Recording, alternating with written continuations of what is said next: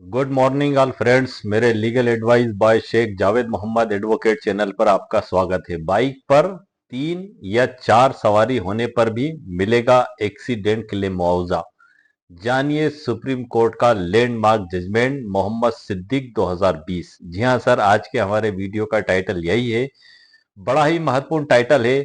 वकालत की प्रैक्टिस के दौरान अक्सर इस प्रकार के केस हमारे सामने आते हैं कि एक मोटरसाइकिल पर 3 या 4 लोग बैठकर जा रहे हैं और उनको पीछे से किसी कार ने या वाहन ने टक्कर मार दी या सामने से टक्कर मार दी। तो अब सवाल ये उठता है कि हमारे द्वारा तो नियमों का उल्लंघन किया गया है।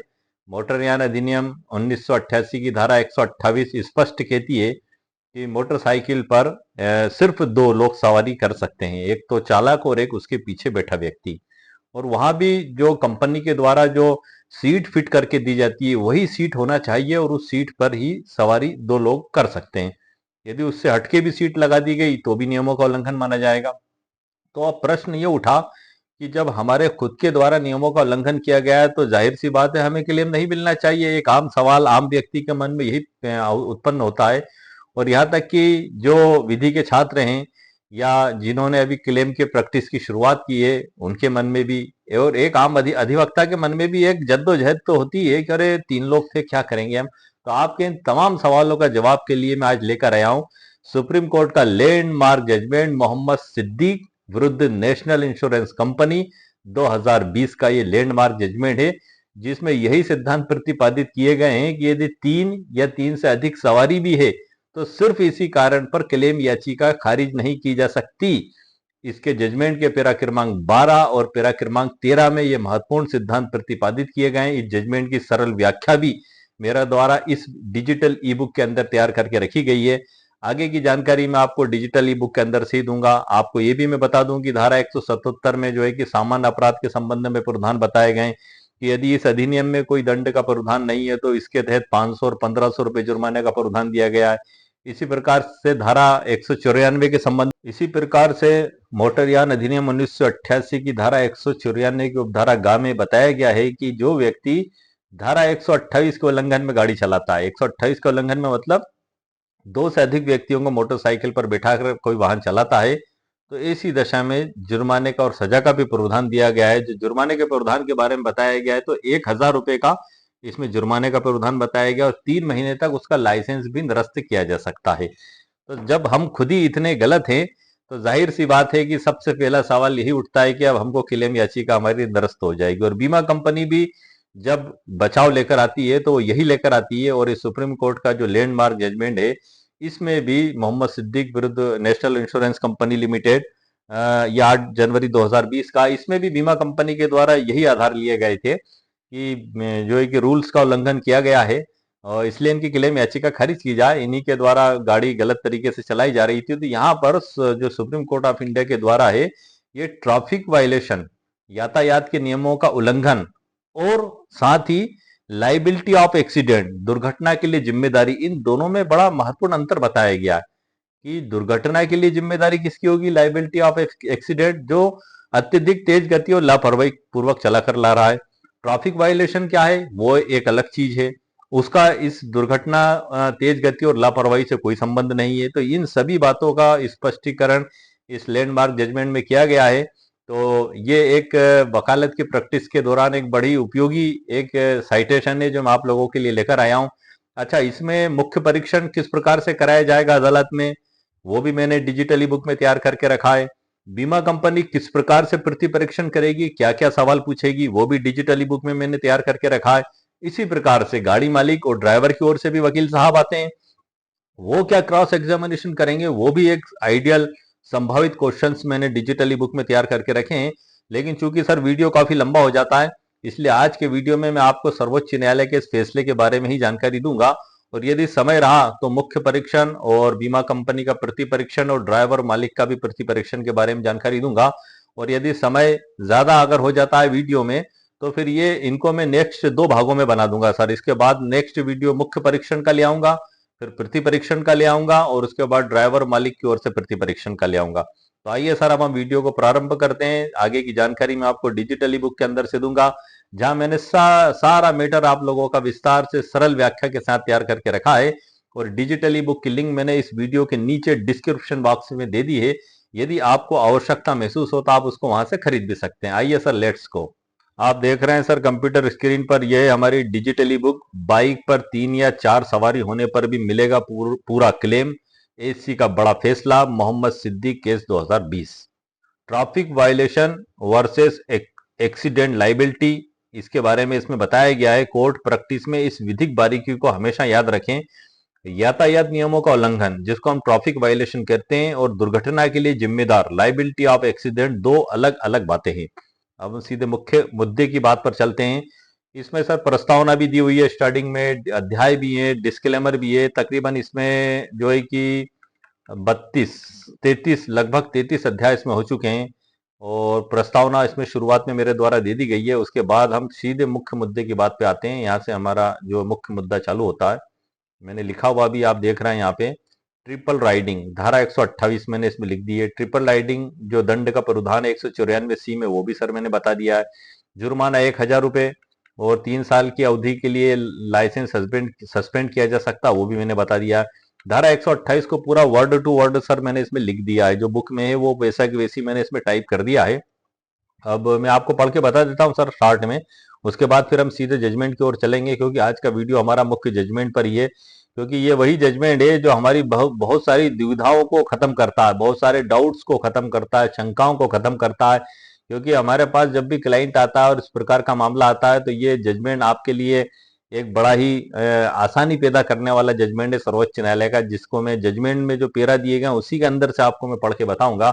धारा 128 में तो सर आप जान चुके हैं कि 2 पहिया वाले मोटरसाइकिल का ड्राइवर मोटरसाइकिल पर अपने अतिरिक्त एक से अधिक व्यक्ति नहीं ले जाएगा, और ऐसा कोई व्यक्ति ड्राइवर की सीट के पीछे उपयुक्त सुरक्षा उपायों से दृढ़ता से लगी हुई समुचित समुचित सीट पर बैठकर ही ले जाया जाएगा, अन्यथा नहीं। दूसरा है, केंद्रीय सरकार उपधारा 1 में उल्लेखित सुरक्षा उपायों के अतिरिक्त 2 पहिया मोटरसाइकिलों और उनकी पिछली सवारियों के लिए अन्य सुरक्षा उपाय विहित कर सकेगी। अब चूंकि बुक में लिखी गई जो भाषा है वो एक डिफिकल्ट होती है, इसलिए मैंने इसकी सरल व्याख्या भी आप लोगों के लिए की है, जो इसमें नीचे मौजूद है। हालांकि मैं वीडियो के प्रारंभ में आपको बता चुका हूं, लेकिन मैंने इसमें लिख भी दी है। और इससे पहले भी जो मैंने वीडियो बनाए इसके ऊपर स्पेशल, उसमें इस पे स्पेशल व्याख्या मेरे द्वारा की गई है, और स्पेशल डिजिटल ई बुक भी मेरे द्वारा लिखी जा चुकी है, जो उसी वीडियो के नीचे मौजूद है।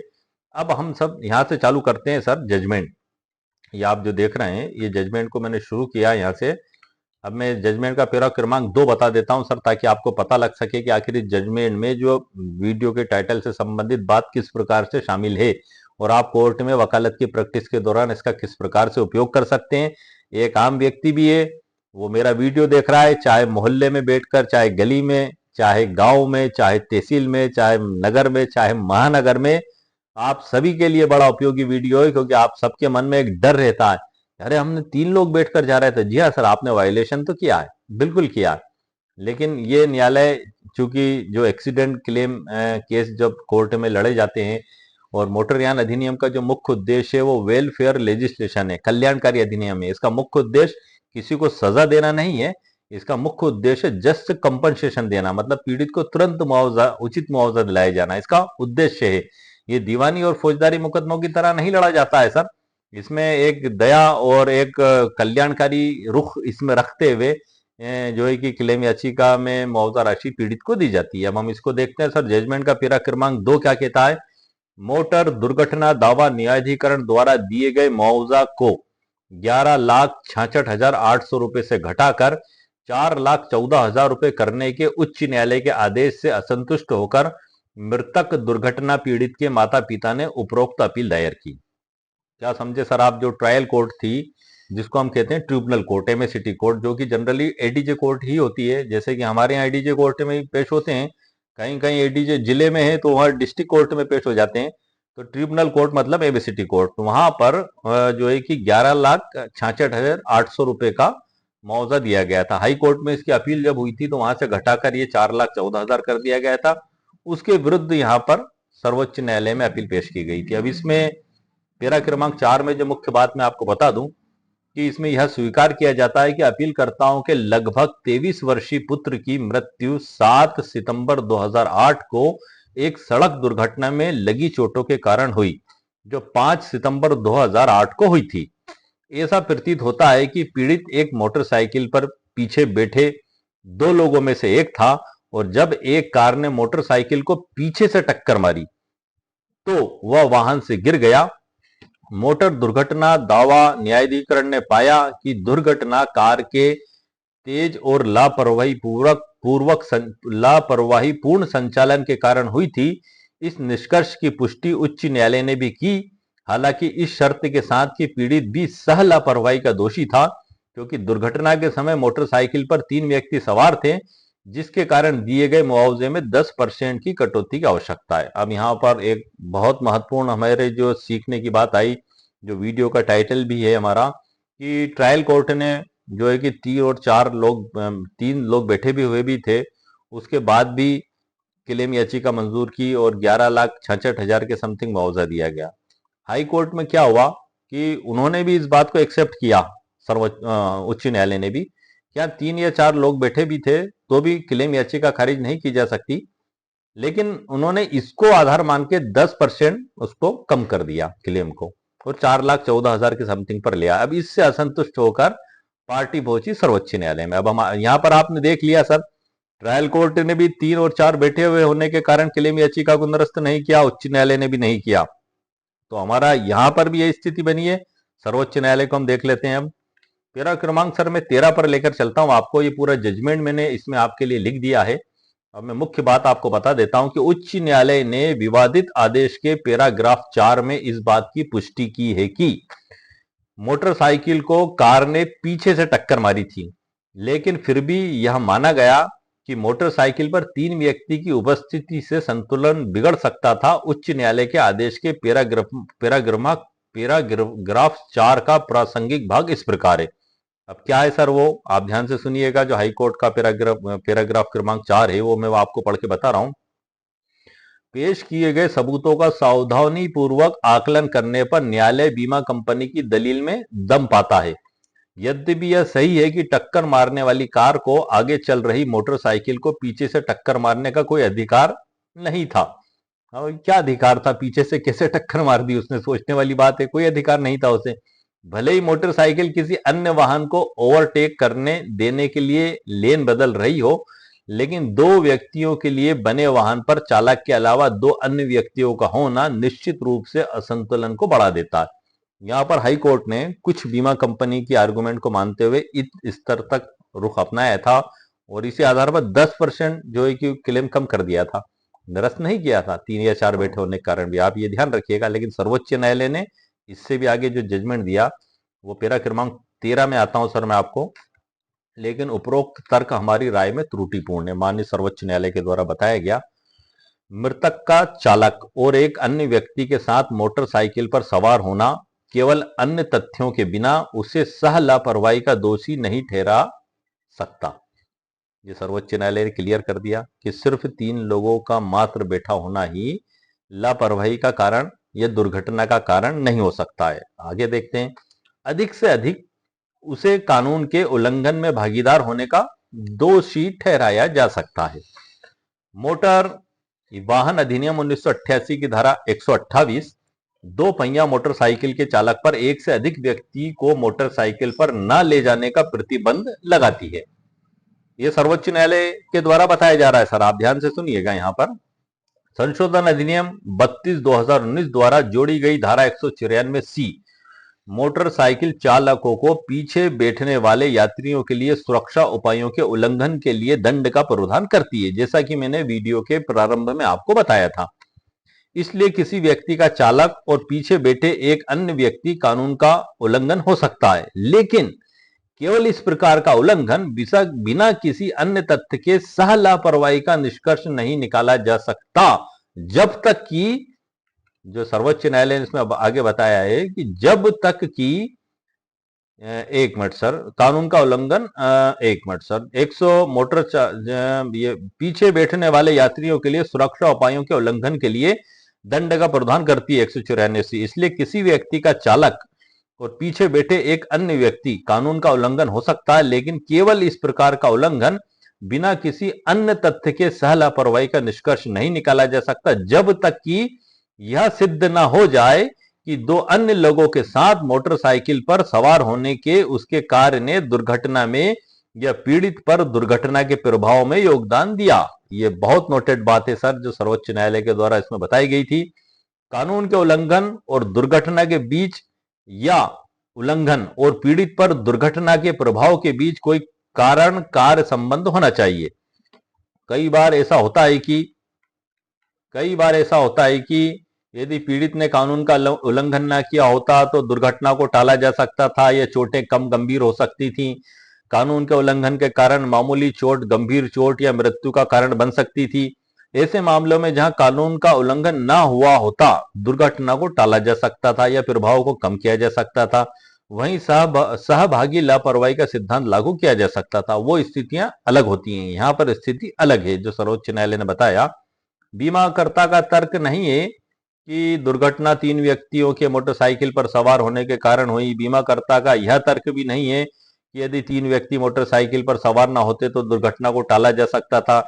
यह तथ्य स्वीकार किया गया है कि मोटरसाइकिल को पीछे से कार ने टक्कर मारी थी। दिलचस्प बात यह है कि ट्रिब्यूनल द्वारा दर्ज किए गए ये निष्कर्ष कि मृतक ने हेलमेट पहना हुआ था और कार द्वारा मोटरसाइकिल को पीछे से टक्कर मारने के बाद मृतक गिर गया था, इन सभी को चुनौती नहीं दी गई थी। इसलिए उच्च न्यायालय के द्वारा यह निष्कर्ष कि मोटरसाइकिल के पीछे दो व्यक्तियों ने असंतुलन को बढ़ा दिया होगा केवल अनुमान पर आधारित है और ना तो दलीलों पर और ना ही रिकॉर्ड पर मौजूद साक्ष्यों पर। गवाह संख्या 3 से ऐसा कुछ भी नहीं निकाला गया जिससे साबित हो कि पीछे बैठे दो व्यक्तियों ने असंतुलन को बढ़ाया, और ये चीज इसमें सर स्पष्ट निकल के आई है। अतः पैरा क्रमांक 14 है जजमेंट का। अतः मृतक पीड़ित के गलत कृत्य से दुर्घटना या चोटों की प्रकृति में योगदान का कोई प्रमाण न होने के कारण पीड़ित को सह लापरवाही का दोषी नहीं ठहराया जा सकता। अतः सह लापरवाही के लिए 10% की कटौती स्पष्ट रूप से अनुचित है और इसे रद्द किया जा सकता है। तो ये मुख्य जजमेंट था सर जो बताया, और इसके अंत में काफी कुछ इसमें सर दिया गया है, लेकिन मैंने मुख्य बात आपको पढ़ के बता दी है ताकि आपको पता लग सके। और अंत का पेरा जो इसका है कि जो है कि पीड़ित को सह लापरवाही का दोषी ठहराने में नंबर 2, इस प्रकार हम पाते हैं कि उच्च न्यायालय ने गंभीर त्रुटि की है। वे पैरा क्रमांक 29 में सर्वोच्च न्यायालय के द्वारा बताया जा रहा है। नंबर 1 जो त्रुटि की, पीड़ित को सह लापरवाही का दोषी ठहराने में। दूसरा, मृतक के रोजगार और मासिक आय के संबंध में गवाह संख्या 2 के साक्ष्य को अस्वीकार करने में।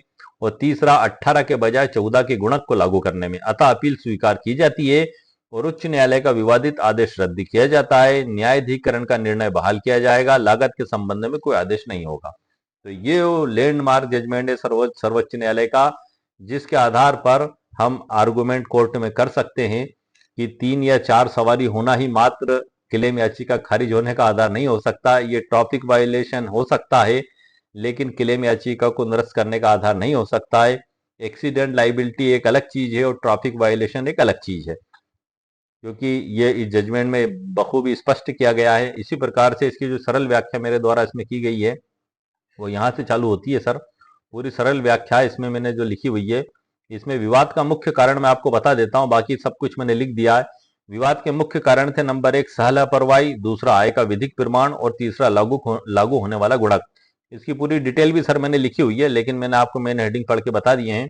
विभिन्न न्यायालयों के निर्णय जो मैंने आपको बता दिए थे कि ट्रिब्यूनल ने कार चालक को पूरी तरह उत्तरदायी माना और जो है कि 11,66,800 रुपए का मुआवजा दिया। हाई कोर्ट ने जो है कि 4,14,000 कर दिया, बता दिया मैंने आपको। सर्वोच्च न्यायालय का जो निर्णय है इसमें कि उन्होंने हाई कोर्ट का आदेश निरस्त करते हुए ट्रायल कोर्ट के 11,66,800 रुपए के मूल अवार्ड को पूरी तरह बहाल कर दिया। ये इसको मैं हाईलाइट कर देता हूं सर, ये मैंने हाईलाइट कर दिया इसको। और इसमें जो सिद्धांत प्रतिपादित किए गए सुप्रीम कोर्ट के द्वारा, उसमें नंबर 1 है यातायात नियम का उल्लंघन इज इक्वल टू स्वतः सह लापरवाही नहीं। एक चीज हमें इसमें सिद्धांत निकल कर आया है, केवल इस वजह से, किस वजह से सर, कि कोई व्यक्ति कानूनन धारा 128 मोटरयान अधिनियम के उल्लंघन में बाइक पर तीसरी सवारी के रूप में बैठा था, उसे दुर्घटना के जिम्मेदार नहीं माना जा सकता जब तक कि कानून के उल्लंघन और दुर्घटना के होने के बीच कोई सीधा कारण या कार्य सिद्ध ना हो। ये एक सिद्धांत हुआ। और न्यायालय का मत है कि चूंकि कार ने पीछे से टक्कर मारी थी, इसलिए स्पष्ट रूप से कार चालक की लापरवाही थी।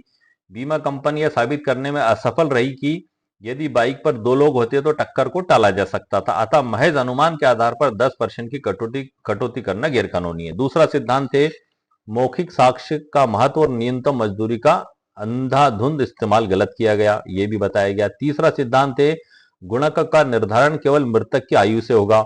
ये तीन सिद्धांत सर इसमें प्रतिपादित किए गए हैं। पूरा चार्ट भी मेरे द्वारा लिखा गया है इसमें। और ये न्यायालयीन मुख्य परीक्षण मैंने तैयार किया गया है कि यदि हम एक्सीडेंट क्लेम याचिका कोर्ट में पेश करते हैं तो इस प्रकार के मामलों में हमें किस प्रकार से बयान करवाना चाहिए। ये एक थोड़ा सीखने और समझने का मैटर है जो मैंने इसमें तैयार करके रखा है। मैं नेक्स्ट वीडियो में सर आपको बताऊंगा। ये प्रश्न और उत्तर के रूप में लिखा हुआ है मैंने। जैसे कि एक उदाहरण के तौर पर प्रश्न है कि आप दिनांक 5/9/2008 को दोपहर लगभग 2 बजे कहां और किस वाहन से जा रहे थे। तो इसका उत्तर वो जो देगा हमारा साक्षी, श्रीमान मैं अपनी मोटरसाइकिल क्रमांक नंबर से अपने साथियों के साथ स्थान की तरफ जा रहा था। ऐसे करके पूरा मैंने सर मुख्य परीक्षण इसमें लिखा हुआ है और इस पे मैं नेक्स्ट वीडियो बनाऊंगा। बीमा कंपनी की ओर से संभावित प्रति परीक्षण क्या हो सकता है ये भी मैंने लिख दिया है। इससे भी हमें बहुत कुछ सीखने को मिलेगा कि जो चीज बीमा कंपनी वो क्रॉस एग्जामिनेशन में सवाल पूछ सकती है उसी आधार पे हमको चीफ कराना होगा। क्योंकि यदि हमारे बयान ही सर गलत हो जाते हैं, कई बार घटना हुई है, सब कुछ हुआ है, लेकिन हमारा क्लाइंट गलत बयान दे देता है तो ऐसी दशा में क्लेम याचिका खारिज भी हो सकती है। ये पूरा प्रति परीक्षण है सर बीमा कंपनी का। जैसे कि मोटरसाइकिल की क्षमता और सवारी की संख्या पर वो प्रहार करेंगे। ये सभी मैंने इसमें सर लिखा हुआ है, भाग 1 भाग 2 करके और भाग 3 करके। ये भी पूरा डिटेल शामिल है। और गाड़ी मालिक और ड्राइवर के वकील द्वारा संभावित प्रति परीक्षण क्या किया जाएगा, ये भी हम अगर देख लेंगे तो हमें मुख्य परीक्षण कराने में आसानी होगी। ये भी पूरी डिटेल सर मेरे द्वारा इसमें लिख दी गई है डिजिटल ई बुक के अंदर। और प्रश्न भी है कि यदि मोटरसाइकिल पर 4 लोग सवार होकर जा रहे हैं और उनको सामने से तेज गति और लापरवाही पूर्वक वाहन चलाकर कार ने टक्कर मार दी, तब उपरोक्त जजमेंट का लाभ किस प्रकार से लिया जा सकता है। यहाँ पर इस जजमेंट में सर्वोच्च न्यायालय के मोहम्मद सिद्दीक विरुद्ध नेशनल इंश्योरेंस कंपनी जो कि 8 जनवरी 2020 का है सर ये।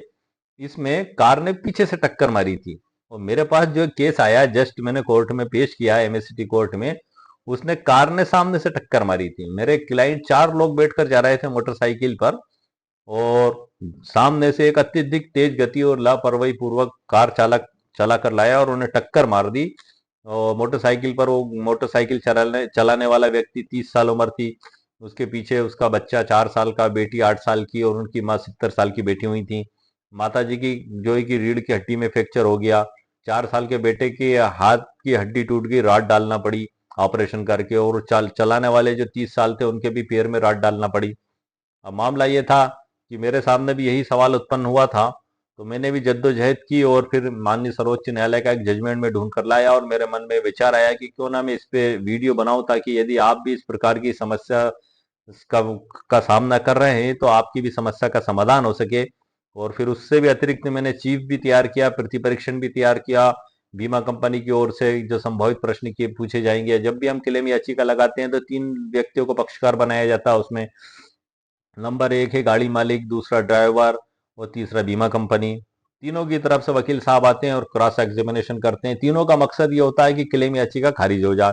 बीमा कंपनी भी चाहती है कि हमें पैसा 1 रुपया भी नहीं देना पड़े, हमारा पीछा छूटे, गाड़ी मालिक जाने और ये ड्राइवर जाने, ये हमारी बीमा कंपनी की शर्तों का उल्लंघन हो चुका है तो हम इनको अब क्लेम नहीं देंगे। तो यहाँ पर इसी बार कई ऐसी स्थितियां बन जाती हैं कि ड्राइविंग लाइसेंस नहीं है, ये गाड़ी जिस परमिट पर चल रही थी उससे हट के अलग परमिट पर चल रही थी और एक्सीडेंट हो गया।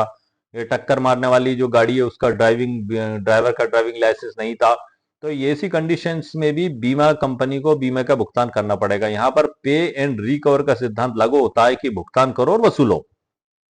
इस सिद्धांत का जन्मदाता है वो नेशनल इंश्योरेंस कंपनी विरुद्ध स्वर्ण सिंह 2004 का है सर ऐतिहासिक फैसला जो इस सिद्धांत का जनक है। और उसके बाद जो है पी वेंकटेशन 2025 में जजमेंट को हवाला देते हुए दोबारा इस सिद्धांत को रिपीट किया गया। तो ऐसी दशा में भी हमें क्लेम मिल सकता है और इसके ऊपर मेरे चैनल पर स्पेशल वीडियो बनाए हैं कि ड्राइविंग लाइसेंस नहीं है तो क्लेम कैसे लें, परमिट नहीं है तो क्लेम कैसे लें। पूरी डिटेल जानकारी उन वीडियो में मेरे द्वारा दी गई है। मेरे चैनल पर वो वीडियो अपलोडेड है। उन वीडियो की डिजिटल ई बुक भी मेरे द्वारा तैयार की जाकर उन्हीं वीडियो के नीचे उसकी लिंक दे दी गई है यदि आपको आवश्यकता महसूस हो तो आप डिजिटल ई बुक को वहां जाकर क्लिक करके खरीद भी सकते हैं। तो यहाँ से सर ये मामला बनता है हमारा, ये पूरी डिटेल जानकारी मैंने दी है। और उसके बाद सर फिर यहाँ से हमारा अध्याय नंबर 1 चालू होता है। ये कोर्ट में बहस भी तैयार की है सर, मैंने आपको बता दूं। मैं नेक्स्ट वीडियो में आपको जानकारी दूंगा इसके ऊपर, बहस की भी मैंने शामिल कर लिया इसमें, और भी बहुत कुछ जानकारी मैंने इसमें शामिल की है। और ये मुख्य विधिक सिद्धांत भी इसमें मैंने शामिल किए हैं। लेकिन सर क्या है कि वीडियो सर काफी लंबा हो जाता है, इसलिए मैंने यहीं पर स्टॉप कर दिया है। अब मुकम्मल जानकारी एक टॉपिक पर मैंने आपको दे दी है, बाकी सारी जानकारी अगर मैं दूंगा तो वीडियो सर फिर काफी लंबा हो जाएगा, 1 घंटा या 1 घंटे से ऊपर का हो जाएगा। तो वीडियो से रिलेटेड सर मैं मुकम्मल कानूनी जानकारी आपको दे चुका हूँ। एक चीज हमारे सामने स्पष्ट हो चुकी है माननीय सर्वोच्च न्यायालय के फैसले से, कि यदि 3 से ज्यादा लोग भी हैं या 3 लोग हैं तो भी हमें इस जजमेंट में बताया गया है कि क्लेम याचिका को सर्वोच्च न्यायालय तक निरस्त नहीं किया गया। तो ये हमारे लिए काफी सीखने समझने की बात है, एक हमारे अंदर कॉन्फिडेंस पैदा करने वाली चीज है कि ऐसी स्थिति में भी हम कॉन्फिडेंस के साथ माननीय न्यायालय के समक्ष क्लेम याचिका पेश कर सकते हैं। अब इसमें यहाँ से अध्याय 1 चालू होता है सर, और 32 के समथिंग इसमें अध्याय हो चुके हैं। और इसकी जो लिंक है वीडियो के नीचे डिस्क्रिप्शन बॉक्स में मेरे द्वारा दे दी गई है। इसमें 16वें अध्याय से लेकर 32वें अध्याय तक जो अध्याय का नाम मैंने रखा है उसी नाम से मेरे द्वारा चैनल पर जो है कि वीडियो भी बनाया जा चुका है, और उसी शीर्षक से डिजिटल ई बुक भी स्पेशल लिखी जा चुकी है, जो उन्हीं वीडियो के नीचे सर आपको मिल जाएगी। और उनका सारांश मैंने इसमें शामिल कर लिया है, क्योंकि बहुत से लोग चाहते हैं कि फिजिकल ई बुक भी हमें प्राप्त हो। तो इसलिए मैं फिर चाहता हूं कि सर फिर आखिरी में पूरा अमेंडमेंट और संशोधन करके उसमें और भी बहुत सी चीजें ऐड करके फिर उसकी जो है कि प्रिंटेड बुक आप लोगों के लिए तैयार करूं, ताकि यदि आपको आवश्यकता महसूस हो तो आप उसको क्लिक करके खरीद के घर भी आप मंगवा सकते हैं। और जो विशेष वीडियो है, जैसे कि बिगर आप ड्राइविंग लाइसेंस नहीं है टक्कर मारने वाली गाड़ी का, तो आप क्लेम कैसे प्राप्त करें, तो उसकी डिजिटल ई बुक इसी वीडियो के नीचे आपको मिल जाएगी। और ये जो डिजिटल ई बुक है सर, ये एक विशेष प्रकार की समस्या को फोकस करके उसका समाधान करने के उद्देश्य से लिखी जाती हैं। और इसमें विभिन्न कानूनों का और धाराओं का संग्रह किया जाता है, जो आपको हर जगह मिलना पॉसिबल नहीं है। ये खाली एक वकालत की प्रैक्टिस और अनुभव के आधार पर ये तैयार की जाती है, ताकि एक आम व्यक्ति को भी अंधेरे से उजाले की ओर ले जाया जा सके। एक एडवोकेट्स के लिए भी, जो विधि के छात्र हैं उनके लिए भी काफी उपयोगी ये डिजिटल ई बुक है। इसमें तकरीबन 20 से ऊपर सर्वोच्च न्यायालय के फैसले भी मेरे द्वारा शामिल किए जा चुके हैं, जो कहीं ना कहीं एक्सीडेंट क्लेम से संबंधित हैं, और लैंडमार्क जजमेंट है, जो कहीं ना कहीं हमें पीड़ित को ज्यादा से ज्यादा मुआवजा दिलाने में बड़ी महत्वपूर्ण भूमिका निभाते हैं। जैसे कि सरला वर्मा का एक लैंडमार्क जजमेंट है सर, जिसमें मल्टीप्लायर का सिद्धांत उसी के आधार पर लागू किया जाता है। नेशनल इंश्योरेंस कंपनी विरुद्ध प्रणय सेठी 2017 का सर्वोच्च न्यायालय का लैंडमार्क जजमेंट है, जिसके आधार पर फ्यूचर प्रोस्पेक्ट को तय किया जाता है। तो ऐसे बहुत से जजमेंट मैंने तय इसमें लिखे हुए हैं। जैसे कि एक जजमेंट इस बात पे भी है कि रूट परमिट रूट जिस लाइन पर था बस का, वहां पर हटते हुए बाजार में चलेगी दूसरी जगह, वहां एक्सीडेंट हो गया, उसके बाद भी क्लेम मिला। कैसे मिला, वीडियो मैंने अपलोड कर चुका हूं, आप देख सकते हैं। तो इस प्रकार से ये जो डिजिटल बुक सर मैंने आपको बताया, इसकी कीमत 299 रुपये मेरे द्वारा रखी गई है, और इसकी लिंक वीडियो के नीचे डिस्क्रिप्शन बॉक्स में मेरे द्वारा दे दी गई। वहां पर 2 लिंक मौजूद हैं, एक मेरी वेबसाइट की है और दूसरी भी मेरी लिंक है वेबसाइट की, लेकिन वो गूगल ई बुक की पार्टनर की लिंक है। तो वो 75 से अधिक देशों में एक्टिव है और भारत में भी एक्टिव है। मेरी वेबसाइट ओनली फॉर इंडिया में एक्टिव है, इंडिया से बाहर एक्टिव नहीं है। आपको जहां से अच्छा लगे दोनों लिंक पे आप क्लिक करके उसको खरीद सकते हैं। खरीदने का तरीका एक ही है जो मैंने आपको बताया। मेरी वेबसाइट से खरीदेंगे, आपको नाम, मोबाइल नंबर, ईमेल आईडी आपको लिखना पड़ेगा, उपनाम। भुगतान करेंगे, आपकी ईमेल आईडी पर डाउनलोड का मैसेज आएगा, वहां पर ये डाउनलोड हो जाएगी। इसी प्रकार से आप भुगतान करेंगे तो गूगल ई बुक पार्टनर पे आप एंड्रॉइड फोन में सभी फोनों पर गूगल वो एक ई बुक का वो ऐप रहता है, वो उस पर डाउनलोड हो जाएगी। तो इस प्रकार से सर आज के वीडियो में मैंने आपको मुकम्मल कानूनी जानकारी प्रदान कर दी है। उम्मीद है आपको मेरा वीडियो पसंद आया होगा। मेरे वीडियो को आप लाइक भी करें, शेयर भी करें और सब्सक्राइब भी करें। ओके, शुक्रिया, थैंक यू सर।